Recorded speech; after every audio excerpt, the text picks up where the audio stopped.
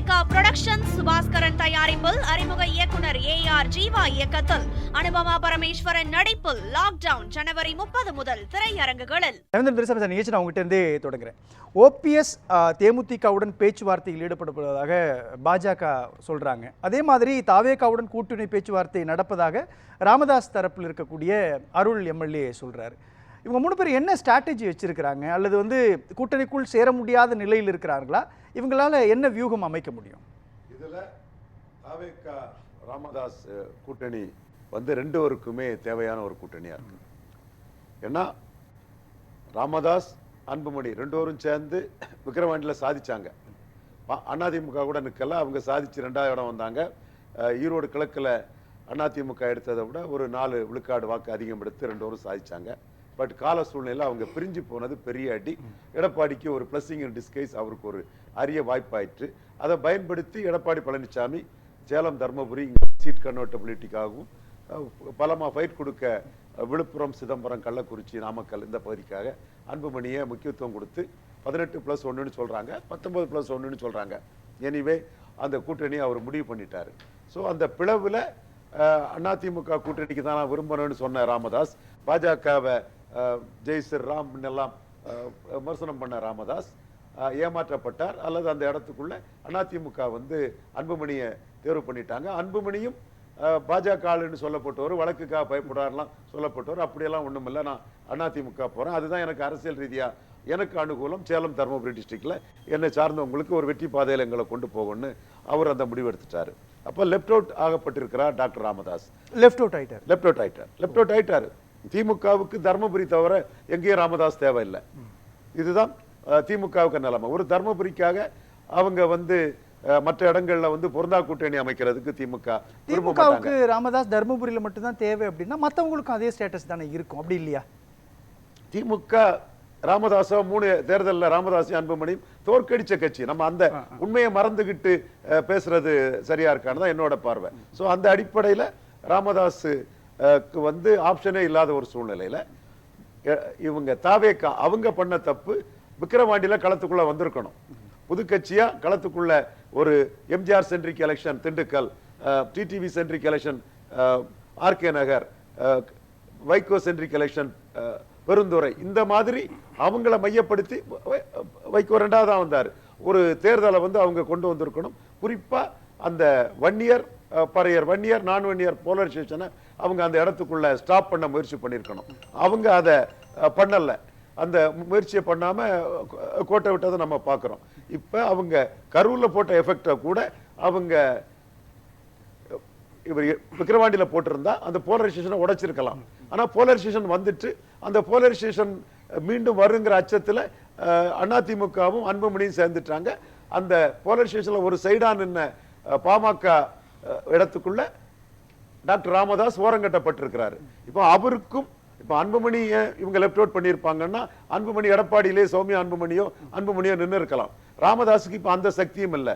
இவங்க போலரைசேஷன்ல கோட்டை விட்டு களத்துக்குள்ள வராம பார்ட் டைம் பொலிட்டிஷன் ஆட்டு தாவேகா இருந்த ஒரு சூழ்நிலையில அவங்களுக்கு மீண்டும் ஒரு 70 தொகுதிக்குள்ள அதே போலரைசேஷன் பொலிட்டிக்ஸ் தமிழ்நாட்டுக்குள்ள வரும்னா அந்த இடத்துக்குள்ள தாவேகாவுக்கு அந்த கேண்டிடேட் கிடைக்கிறதுல சிரமம். அவங்க அந்த களத்துக்குள்ள நின்று அந்த சைடா இந்த சைடான்னு ஒரு முடிவெடுக்க முடியாம அவங்க திணறதும் அவங்களுக்கு. இப்ப டாக்டர் ராமதாஸ் தாவேகா பக்கம் போறாரா?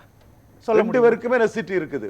போலரைசேஷன்ல கோட்டை விட்டு விக்கிரவாண்டி களத்தை விட்டு ஒதுங்கி பார்ட் டைம் பொலிட்டிஷனா இருந்ததுனாலையும் அந்த போலரைசேஷன்ல பவர்ஃபுல் பார்ட்டியா இருந்து ஸ்பிளிட் ஆகி அதுல அன்புமணி குரூப்புக்கு எடப்பாடி மதிப்பு கொடுத்ததும் வேற திமுக இவரை கூட்டணியில் சேர்க்காத சூழ்நிலையிலும் 2 பேருக்குமே அந்த ஒரு நெசிட்டி இருக்குது. 2 பேருக்குமே லாபம். யதார்த்தத்தை பார்க்கிறப்போ டாக்டர் ராமதாஸ் பக்கம் 2 பாமக MLAக்கள் இருக்கிறாங்க, பிளஸ் குறைவான நிர்வாகிகள் தான் இருக்கிறாங்க. ஆனா டாக்டர் அன்புமணி ராமதாஸ் பக்கம் அதிக அளவிலான பெரும்பாலான ஆதரவாளர் இருக்கிறாங்களே. 2 இமேஜ் இருக்கு இல்லையா? ஒன்று அதிமுக பாஜக என்கிற வலுவான கூட்டணியோடு அன்புமணி இருக்கிறார். இன்னொரு பக்கம் டாக்டர் ராமதாஸ் தன்னுடைய பொலிட்டிக்கல் இமேஜை காப்பாற்றணும், தன்னுடைய அனுபவங்கள் மூலமாக ஒரு வியூகத்தை வகுக்கணும். இப்போ இந்த பேலன்ஸுக்குள்ள எப்படி கேம் பிளே ஆகும்? அதாவது முடிவெடுக்கக்கூடியவங்க 2 பேர் தான் பாமகவை பற்றி. ஒன்னு எடப்பாடி பழனிசாமி, இன்னொன்னு ஸ்டாலின். தமிழகம் முழுவதும் பலமா இருக்கக்கூடிய ஸ்டாலின் அந்த 1 இயர் பலமா இருக்கக்கூடிய ஏற்கனவே சொன்ன பகுதிகளில் எடப்பாடி தான் பலமா இருக்கிறாரு, ஸ்டாலின் கூட்டணியால் தான் அங்க வெற்றி பெறாரு. அந்த இடத்துக்குள்ள எடப்பாடி அன்புமணி தானே முடிவு பண்ணிட்டாரு. இது ராமதாஸ் எதிர்பாராத ஒரு அதிர்ச்சி. காரணம், அன்புமணிக்கு, சௌமியா அன்புமணிக்கு எடப்பாடியை சேலஞ்ச் பண்ணக்கூடிய, எடப்பாடியில சேலஞ்ச் பண்ணக்கூடிய ஒரு கெப்பாசிட்டி இருக்குன்னு அவர் கருதினார். சோ அந்த பலம் மிக்க அவங்கள கூட்டணியில் அவர் சேர்த்து முடிச்ச பிறகு இவருக்கு என்ன ஆப்ஷன் இருக்கு, என்ன மூவ் பண்ண முடியும். சோ இதே மாதிரி போலரைசேஷன்ல விக்கிரவாண்டியில கோட்டை விட்ட தாவேக்காவும் இவரும் சேர்ந்தா ரெண்டு பேருக்குமே ஒரு அவங்க இக்கட்டான சூழ்நிலையில இருந்து ஒருத்தருக்கு ஒருத்தர் கூடுதல் லாபம் வரக்கூடிய ஒரு சூழ்நிலை ரெண்டு பேரும் சேர்றதுல வருங்கிறது என்னோட பார்வை. இதுல அருள் அதை விரும்புறாரு, அது பாமக எம்எல்ஏ விரும்புறாரு, பேசியிருக்கிறாரு. அதுல தாவேக்கா தங்களை பெருசா நினைச்சுக்கிட்டு அன்டெஸ்டட் நாட் ப்ரூவ்டா இருந்து போலரைசேஷன் எதிர்கொள்ள முடியாம களத்தை விட்டு ஒதுங்கி இன்னொரு கட்சி அவங்களை களத்தை விட்டு ஒதுங்கினால மிக கடுமையான வார்த்தைக்கு ஆளாகக்கூடிய தாவேக்கா தங்களை பெருசா நினைச்சுக்கிட்டு இன்னும் பேச்சுவார்த்தை நடத்தலன்னு திரும்ப உங்களுடைய பேச்சுல இருந்து ரெண்டு சந்தேகம் வருது சார். ஒன்னு, ஒரு பக்கம் உடன்பிறவாத பிள்ளை மகன் திருமாவளவன் பேசுறாரு அருள். அப்ப திமுகவோடும் பாமக குறிப்பாக டாக்டர் ராமதாஸோட அணி பேச்சுவார்த்தையில் ஈடுபடுறாங்க. இதை தாவேக்கா பார்க்கும் இல்லையா? இன்னொன்னு, தாவேக்காவினுடைய தலைவர் விஜய் ராமதாஸை போய் மீட் பண்ணி இறங்கி வர்றத அவர் இமேஜ் தடுக்கும் இல்லையா? கண்டிப்பா தடுக்கும். பட் திமுக உங்களை 3 தடவை தோத்துட்டாப்புல. கலைஞரை விட ஸ்டாலின் புத்திசாலி, ஸ்ரூடு பொலிட்டிஷியன், அச்சப்படாம பண்றாருங்கிறத 2019 ராமதாஸ் ஒட்டுமொத்த ராமதாஸ் நிரூபிச்சுட்டாருங்கிறத தமிழ் மண்ணில் உண்மையான ஒரு விஷயத்தை கலைஞர் மாதிரி பயந்து ஸ்டாலின் பொலிட்டிக்ஸ் பண்ணல, அங்க ஜெயித்து காட்டிட்டாரு. கலைஞரோட பெரிய அளவுக்கு திமுக கொண்டு போயிட்டாரு. காரணம், திருமாவளவன் ராமதாஸ் விஷயத்துல கலைஞருக்கு தவறுல இருந்து பாடத்தை படிச்சு ஸ்டாலின் எடுத்த ஸ்ரூடு டிசிஷன்ங்கிற சொல்றேன். அதே டிசிஷன்ல தான் ஸ்டாலின் இருக்கிறாரு. அவர் திருமாவளவனை சேர்த்துக்கிட்டு ப்ரோ வன்னியர் பண்ணுவாரு, அதிக வன்னியர் வேட்பாளர்களை நிறுத்துவார். ஜெயலலிதா அம்மையார் 8 வன்னியர்களுக்கு மக்களவை இடங்கள் கொடுத்தாங்க. அதுல 7 பேர் ஜெயித்தாங்க, ஒருத்தர் மட்டும் அன்புமணிகிட்ட தோத்தாரு. அதே மாதிரி 45 வன்னியர்களுக்கு ஜெயலலிதா அம்மையார் சட்டமன்ற இடம் கொடுத்தாங்க. அதே மாதிரி ஸ்டாலினும் எங்கள்கிட்ட இருக்கக்கூடிய வன்னியர்களுக்கு முக்கியத்துவம் கொடுக்கணும், எங்கள்கிட்ட காலங்காலமா வன்னியர் சங்கத்துக்கிட்டேயே போராடி அடிப்பட்ட ஆண்டிபட சிவசுப்பிரமணியம், ஆண்டிபட சிவசங்கர் போன்ற பல வன்னியர்கள் அங்க இருக்கும் போது அவங்களுக்கு முக்கியத்துவம் கொடுத்து எங்களை வீகம் அமைச்சா போதும். வெற்றி பெற்ற அணி. அதுல இப்ப நீங்க விக்கிரவாண்டியில கூட அன்னியூர் சிவாங்கிற வன்னியரை தான் கேண்டிடேட்டா போட்டாரு. இங்க வெள்ளூர்ல கூட துரைமுருகன் மகனுக்கு தான் மாவட்ட செயலாளர் கொடுக்கிறாரு. அதே மாதிரி கடலூர், மயிலாடுதுறையில வன்னியர் கேண்டிடேட் தான் வேணும்னு கூட்டணி கட்சியான காங்கிரஸ் கிட்டே அவர் லாபி பண்ணார். சோ அந்த இடத்துக்குள்ள அவங்க அந்த ஸ்ட்ராட்டஜியில் தான் போவாங்களே தவிர ராமதாசன் திருமாவளவனும் சேர்ந்தா 2011 அந்த மாதிரி பொருந்தா கூட்டணியாட்டு எளிதவள நட்பாட்டு போறதுக்குள்ள ஒரு வாய்ப்பும் இருக்குது. அப்கோர்ஸ் ராமதாஸை அவங்க பெரிய அளவு எடுக்கலங்கிறது நமக்கு தெரியுது. அவங்கள்ட்டையும் ஒரு சில ராமதாஸ் இருக்கலாம், சேர்த்துக்கலாம்ங்கிற ஒரு எண்ண ஓட்டம் இருக்குது. ஆனா மேக்ரோ வியூ 11 மையமா கொண்டும் தேவையில்லை ராமதாஸ்ங்கிற அடிப்படையில் தான் அவங்க போறாங்க. இதுல ஓபிஎஸ் ஓட ரோல் என்னங்க சார் இருக்குது? ஏன்னா டிடிவி தினகரன் சொல்றாரு என்டிஏ கூட்டணிக்குள்ள வாங்க அப்படின்றாரு. ஆனால் இந்த க்ஷணம் வரை, இந்த நிமிடம் வரை அதற்கான சமிக்கையை ஓபிஎஸ் காட்ட மாட்டாரு. யாரு டிடிவி? மோடியால கதவு அடைக்கப்பட்டவர். அமித்ஷாவால கஷ்டப்பட்டு இவர் இபிஎஸ் சம்மதிக்க வச்சு 3 வரையும் தள்ளுனா சரியா இருக்காதுங்க, அதனால ஒருத்தரையாவது சேர்ப்போம்னு சொல்லி கடைசியா ஒருத்தரை சேர்க்கப்பட்ட ஒரு டிடிவி.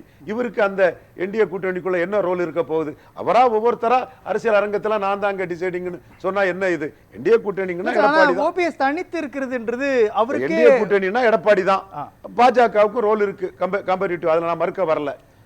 பாஜகவுக்கும் ஒரு டிசிஷன் ரோல் இருக்கு. அவங்க டிடிவி அவங்க சேர்க்கிறாங்க, பாஜகவுக்கு ஒரு ரோல் இருக்குங்கிறது தெரிய வருது. இதுல ஒரு வாங்கன்னு ஒரு கோயல் சொன்னாலோ ஒரு எடப்பாடி சொன்னாலோ அதுக்கு ஒரு மீனிங் இருக்குது. தினகரன் சொல்றதுல என்ன பெரிய மீனிங் இருக்க முடியும்? அவர் தனக்கு இல்ல, நான் என்ன சொல்றேன், அவர் என்ன சொல்றாரு, என்டிஏக்குள்ள வாங்க அப்படின்னு சொல்றதும் ஒரு பக்கம் இருந்தாலும் கூட ஓபிஎஸ் எந்த விதமான முடிவையும் எடுக்காம இருக்கிறாருன்றது இருக்கு இல்லையா? அது அதிமுக அந்த டோரை க்ளோஸ் பண்ணுதா? ஓபிஎஸ் உடைய ஆதரவு வேண்டாம், டிடிவி தினகரனை வச்சு நாங்க மேட்ச் பண்ணிக்கிறோம். 2021 நடந்த அந்த தேர்தல் மாதிரி ஓபிஎஸ் இன் டிடிவி அவுட், 2026 டிடிவி இன் ஓபிஎஸ் அவுட் அப்படின்ற கால்குலேஷன் எடுக்கிறாரு. அந்த இடத்துல பொதுவா பொது புத்தியில எல்லாரும் தமிழ் மண்ணில் சொல்றது நான் மாறுபடுறேன். இபிஎஸ் ஓபிஎஸ் இரட்டை தலைமைங்கும் போது 33 விழுக்காடு வாக்கு அவங்க இருந்தாங்க. அது ஒற்றை தலைமை ஆகும்போது 20 விழுக்காடு போயிட்டாங்க. அந்த 20 எடப்பாடி பழனிசாமிக்கு வாக்கு தான். ஆனா 13 குறைஞ்சது பார்லிமெண்ட் அசம்பிளிலாம் இல்ல, இன்னும் சில உள்ளுக்குள்ள பல நுணுக்கங்கள் இருக்குது. 13 குறைஞ்சது அந்த இரட்டை தலைமைங்கிற அந்த தன்மை மாறினதுல உள்ள ஒரு தாக்கம் தான். சசிகலாவையும் தினகரனையும் அவங்க விலக்கி வைக்கும் போது 7 விழுக்காடு தான் குறைஞ்சது. அது ஓபிஎஸ் அதுக்கு வாலாட்டும் கேடயமா இருந்து அதை ப்ரொடெக்ட் பண்ணாரு. இப்ப நீங்க கேட்கலாம் ஓபிஎஸ்க்கு என்ன வாக்குங்கிறத சகோதரர் பொன்வில்சன் கேட்பார். நான் மறுக்க வரல, ஓபிஎஸ்க்கு வாக்கு என்னன்னு எல்லாத்துக்குமே தெரியும். பட் அவர் விலகி அந்த தன்மை மாறினதுல 13 விழுக்காடு வாக்கு குறைஞ்சிருக்குங்கிறதா என்னோட பார்வை. இதுக்கெல்லாம் விடை 2026 தேர்தல் முடிவு தான் தெரிய வரும். மற்றவங்க சிம்பிளா அசம்பிளி டு அசம்பிளி 2 ஒரு இருக்கும் போது இருந்தது, இப்போ இருக்குங்கிற மாதிரி பேசுறாங்க. பட் ஓபிஎஸ் நீக்கப்பட்டதும் அந்த கட்சியின் தன்மையே மாறி இருக்குது. அது நீங்க ஓபிஎஸ் இருக்கிற வரை தென் மாவட்டங்களில் இவ்வளவு பின்னடைவு அடையல. ராஜ் சத்யன் 30 உள்ஒதுக்கீடு தானே சார் தென் மாவட்டங்கள்ல அதிமுக வாக்கு வங்கி குறைந்ததுக்கான காரணம்னு சொல்லப்பட்டுச்சு. உள்ஒதுக்கீடும் ஒரு காரணம். அது நாம் உள்ஒதுக்கீடு கண்ணுக்கு தெரியாம வண்ணார் நாவிதர் குயவர் போன்ற பல சமூகங்கள் மத்தியிலையும் ஒரு வெறுப்பை கொடுத்திருக்குது. அவசர கோலத்தில் எடப்பாடியும் சிவி சண்முகம் செய்தது அந்த உள்ஒதுக்கீடு தான். சேலம், சிதம்பரம், விழுப்புரத்துல எல்லாம் ஸ்டாலினோட பெரிய தலைவராட்டு எடப்பாடி நிற்கிறதுக்கு காரணம் அந்த உள்ஒதுக்கீடு தான். டெபாசிட் இழந்து போறதுக்கும் ஒரு காரணம். பிளஸ் ஓபிஎஸ் அந்த உள்ஒதுக்கீடை மீறி ஒரு ப்ரொடெக்டரா இருந்தாரு. அது அவரை நீக்கப்பட்டதும் ரொம்ப எளிமையான மக்கள் பார்க்கறாங்க. டிடிவி தினகரன் 2021 சட்டமன்ற தேர்தலில் 21 தொகுதிகளுக்கான அதிமுகவினுடைய வெற்றியை தடுத்தாரு அப்படின்னாங்க. ஓபிஎஸ் அதை முடிஞ்சிருமா? இப்போ ஓபிஎஸ் அதை செஞ்சிருவாரா? அந்த அளவுக்கு உள்ள பலத்துல அந்த அணியே இல்லைங்கிறது என்னோட கருத்து. அப்ப ஓபிஎஸ் தேவையில்லை அதிமுக. நீங்க ஜெயலலிதா உயிரோடு இருக்கும் போது நாம் தமிழர் சீமான் 1 விழுக்காடு வாக்கு தான் எடுத்தாரு. இன்னைக்கு 8.2 விழுக்காடு வாக்கு எடுத்திருக்காருன்னா அதிமுகவின் பலகீனத்துல தான் அந்த வாக்கு எடுத்திருக்காருங்கிறத நீங்க 16, 19, 21, 24 ஒவ்வொரு தேர்தலையும் நீங்க ஆய்வு பண்ணி பார்த்தா அவரும் ஒரு பிளேயரா இருக்கிறாரு. அவரை கில்லிங் அண்ட் சைலன்ஸ் பண்றது சரியில்லைன்னு பார்த்தா அந்த பலகீனம் இங்க இருக்கிறது தெரிய வரும். இன்னைக்கு டிடிவி தினகரன் எடப்பாடி கூட எந்த வகையிலையும் கம்பேர் பண்ணக்கூடிய ஒரு தலைவர் அல்ல. அன்னைக்கு ஆர்கேனர்ல வெற்றி பெற்று இருக்கும்போது ஆர்கேனர் வெற்றி பெறா ரெட்டேலையும் உதயசூரியனையும் தோக்கடிச்சு காட்டின ஒரு பெரிய ஹீரோவா இருந்தாரு. இன்னைக்கு அதிமுகனா அது சிறுசோ பெருசோ எடப்பாடி பழனிசாமி தான் அதிமுக ஆன நிலைமையில ஒரு அலையன்ஸ் பார்ட்டிங்கிற லெவல்ல தான் டிடிவி தினகரன் இருக்கிறாரு. அவரோட ப்ரூவ்டு ஸ்ட்ரெங்த் கடைசியா 1 விழுக்காடுங்கிற லெவல்ல தான். ஒருவேளை ஓபிஎஸும் பிரேமலதாவும் சேர்ந்து என்டிஏ கூட்டணிக்குள்ள போறாங்க அப்படின்னா அது திமுகவுக்கு பெரிய நெருக்கடியை உருவாக்குமா? திமுக தோல்விக்குள்ள வாய்ப்பே இல்லையா? அவங்கவுங்க டிசிஷன் தான் எடுப்பாங்க. அவங்கவுங்களுக்கு எது நன்மைன்னு தான் பார்ப்பாங்க. அது ஓபிஎஸ் கூட்டணி பேச்சுவார்த்தையே இல்லைன்னு சொல்றாரு. அப்ப ஏதாவது ஒரு இதுல அவரு ஜாயின் பண்ற மாதிரிப்பட்ட ஒரு இதுதான் வருங்கிறது அவரோட பேச்சுல தெரியுது. தேமுதிக பொறுத்தளவுல அவங்களுக்கு பாமக தான் அவங்களுக்கு உள் எதிரியா இருக்கிறாங்க. விருத்தாச்சலத்துல விஜயகாந்த் களத்துக்குள்ள அண்ணன் ரஜினிகாந்த் தோத்த இடத்துல கேப்டன் விஜயகாந்த் களத்துக்குள்ளே புகுந்து ஒரு இடத்துல வெற்றி பெற்று 2009 இருந்தே விஜயகாந்தோட அந்த என்ட்ரி தான் பாமக 0 வாக்கிச்சு. அன்னையில இருந்தே அவங்க 2 பேருக்குள்ள ஒரு விரோதம் இருக்குது. கடைசியா 2021 எடப்பாடி பழனிசாமி அவர்கள் பாமகவுக்கு முக்கியத்துவம் கொடுத்தாரு. எடப்பாடியில நேர்லி 1 லாக் ஓட்டு வித்தியாசத்துல வெற்றி பெற்றார். அது இந்த 10.5 தான். 1 லாக் ஓட்டுங்கிறது பெரிய ரெக்கார்டு ஓட்டுல அவர் ஜெயித்தாரு. அதே தேர்தலில் தேமுதிக அந்த கூட்டணியில் இடம்பெற முடியாத ஒரு சூழ்நிலை உருவாச்சு. அதற்கு பிறகு மக்களவை தேர்தலில் எடப்பாடிக்கு சாய்ஸ் பாமகவா இருந்தது. பாமக தேசிய ஜனநாயக கூட்டணியில் இடம் பெற்றதனால அவர் கூட்டணிக்கு வேற குறிப்பிடத்தக்க கட்சியிலானால 5 சீட்டு கொடுத்து தேமுதிகவை எடுத்துக்கிட்டாரு. இப்பவும் அவர் கொடுக்கக்கூடிய முக்கியத்துவம் பாமகவில் அன்புமணி ஃபேக்ஷனுக்கு தான். இந்த முக்கியத்துவத்தை தேமுதிக எதிர்பார்க்கிறாங்க. அவங்க எதிர்பார்ப்பு பிளவுபட்ட பாமகவோட நாங்க 2024 வாக்கு ப்ரூவ் பண்ணியிருக்கோம், அதனால எங்களுக்கு ஈக்குவலான முக்கியத்துவத்தை கேட்கிறாங்க. அதை எடப்பாடி கொடுக்கறதுக்கு தயார் இல்லை. ஆனா தேமுதிக வேணும்னு ராஜேந்திர பாலாஜி, ஆர்வி உதயகுமார், தங்கமணி, வேலுமணி போன்றவங்க எல்லாம் எடப்பாடியை வற்புறுத்துறாங்க. எடப்பாடியை பொறுத்தவரை பாமகவுக்கு தான் முக்கியத்துவம். துரைசாமி சார் எப்படி பாக்குறீங்க நீங்க? ஏறக்குறைய தொகுதி பேரம் 63, அங்க தொகுதி பேரம் 58. இல்ல, ஒவ்வொரு தலைவர்களும் இந்த 3 அம்சங்களையும் மையமா வச்சுதான் முடிவெடுப்பாங்க. அந்த வகையில தான் இவங்களும் போயிட்டு இருக்கிறாங்க. சகோதரர் துரைக்கருணா ஒரு அரசியல் சொன்னார், திமுக அண்ணா திமுக அரசியல்னு சொன்னாரு. ஓகே, அது இருந்தது. மக்கள் திலகம் எம்ஜிஆருக்கும் முத்தமிழறிஞர் கலைஞருக்கும் 77 இருந்தே அது இருந்தது. 77 தேர்தல் முடிவுக்கு பிறகு அது இருந்தது. அதற்கு பிறகு கடைசியா புரட்சித் தலைவி ஜெயலலிதா அம்மையாருக்கும் முத்தமிழறிஞர் கலைஞர் அவர்களுக்கும் 2016 இருந்தது. அவங்க மறைவுக்கு பிறகு அந்த அரசியல் திசை மாறிட்டுங்கிறதா என்னோட கருத்து.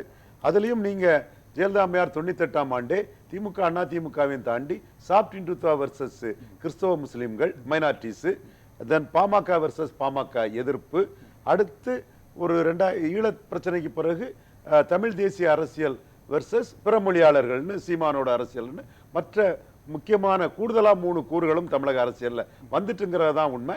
இதையும் தாண்டி பகுதி சார்ந்த பல கூறுகள் வந்து ஒரு இலையில இபிஎஸ் ஒரு இலையில ஓபிஎஸ்ன்னு 50-50 2 அதிகார மையம்ங்கிறத ஒரே அதிகார மையமாட்டு எடப்பாடி மாத்தினதுல மேற்கு மண்டலத்திலும் பகுதி சார்ந்த பல அரசியல் இதுகள் வந்துட்டுங்கிறதா உண்மை. நீங்க மேலெழுந்த வாரியாக மெயின் இது திமுக அண்ணா திமுகங்கிறது 77 இருந்து உள்ள அரசியல்னாலும் கூட பல கூறுகள் தமிழக அரசியல் களத்துக்குள்ள வந்துட்டுங்கிறது உண்மை. அதை தாண்டி இன்னொரு விஷயம், தாவேக்கா ராமதாஸ் கூட்டணி சொன்னோம்னா 2 பேருக்கும் நெசிட்டி இருக்குங்கிற ஒரு கருத்தில் சொன்னேன். தாவேக்கா அன்டெஸ்டட் நாட் ப்ரூவ்டுங்கிறது மறுக்க முடியாத உண்மை. இதே மாதிரி தான் ஒரு அன்டெஸ்டட் நாட் ப்ரூவ் ரஜினிகாந்துக்காக கமல்ஹாசன் கிட்ட நானே போய் பேசினேன். அப்போ கமல்ஹாசன் கிட்ட நீங்க எடுத்த ஓட்டுக்கு தக்கன 35 சீட்டு உங்களுக்கு தந்துடலான்னு சொல்லும் போது அவர் உடனே சொன்னது, என் நண்பன்கிட்ட நானே பேசிக்கிடுவேன்னு சொல்லிட்டு ரஜினிகாந்துக்கு 3 சீட்டுன்னா தனக்கு 2 சீட்டு வேணும்னு கமல்ஹாசன் தன்னோட எண்ணத்தை சொன்னார். 60-40ன்னாரு. காரணம், அவர் வந்து நான் ரஜினிகாந்த பார்த்த பார்வையில கமல்ஹாசன் பார்க்கல, நான் ப்ரூவ்டு லீடர். கமல்ஹாசன் ரஜினிகாந்த் என் நண்பர் அன்டெஸ்டட் நாட் ப்ரூவ்டு தான் பார்த்தாங்க. அதே புள்ளியில தான் இன்னைக்கு தாவேக்கா ஓபிஎஸ் அவர்கள்னாலும் சரி, தாவேக்கா பாமகனாலும் சரி, அந்த இடத்துக்குள்ள சீட் ஷேரிங்ல அன்டெஸ்டட் நாட் ப்ரூவ்டுக்குள்ள ஒரு பிரச்சனை இருக்குங்கிற மையத்தை தான் நான் சொன்னேன். கம்பல்ஷன் வரும்போது அதே வேளையில் அன்னைக்கு தினகரன் வந்து ரஜினி ஏத்துக்கிட தயாரு, எனக்கு 45 இடங்கள் போதும், நான் செலக்ட் பண்ற இடங்கள் தந்தா போதுங்கிற எண்ண ஓட்டத்தெல்லாம் தினகரன் இருந்தார். தாவேக்காவிற்கு நன்றி சார்.